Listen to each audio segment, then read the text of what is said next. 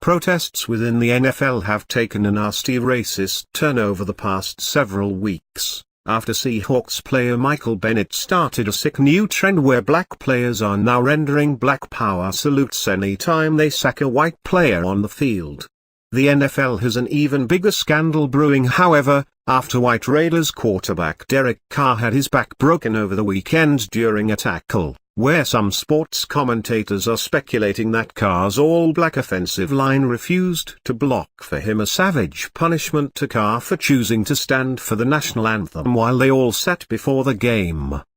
As Carr's season-ending injury looks to be the result of a disgusting act of racism on the football field, nothing could prepare fans for the sick thing that a Kansas City Chiefs player did just 24 hours after the Las Vegas massacre, as a literal FU to anyone upset about these racist protests.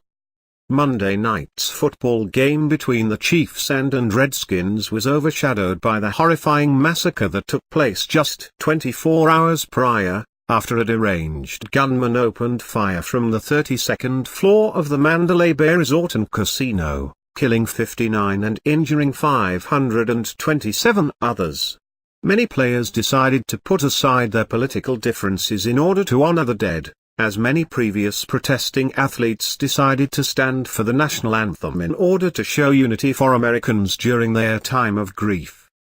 But Kansas City Chiefs cornerback Marcus Peters wasn't going to let the massacre of 59 Americans interfere with his protests, and callously chose to sit on his butt while the national anthem played, igniting fury across the stadium. While Peters' actions were enough to make most NFL fans swear off watching a Chiefs game forever, nothing could prepare the crowd for what Peters would do later in the game, as the cocky player would later be caught screaming something absolutely profane to the outraged fans in the bleachers.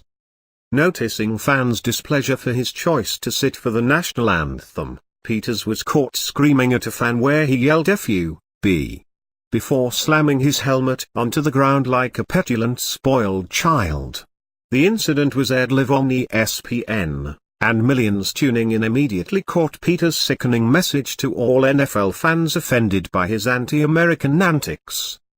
Unfortunately, this wasn't the end of these racist players expressing their hatred towards their outraged former fans. As a fed-up Americans have been burning their jerseys as a new way to counter-protest the NFL, Pittsburgh Steelers linebacker Vince Williams took to Twitter and told his former fans not to bother ever coming back. "If you burned your S, don't buy it back # bandwagon closed." It's truly startling how the NFL has been transformed into a platform for these oppressed millionaires to spew their anti-American rhetoric, but even more startling how their protests and antics are now transforming into personal attack towards white players and their former fans. Are Americans seriously going to keep supporting an organization whose black players celebrate white players being sacked by rendering black power salutes, the very same gesture that black hate groups have used for decades to proclaim their superiority over the white race? Are Americans seriously going to support an organization that allows black players to intentionally let their white quarterback be tackled in order to teach him a lesson about standing for the national anthem, which appears to be what took place during the Raiders-Broncos game over the weekend?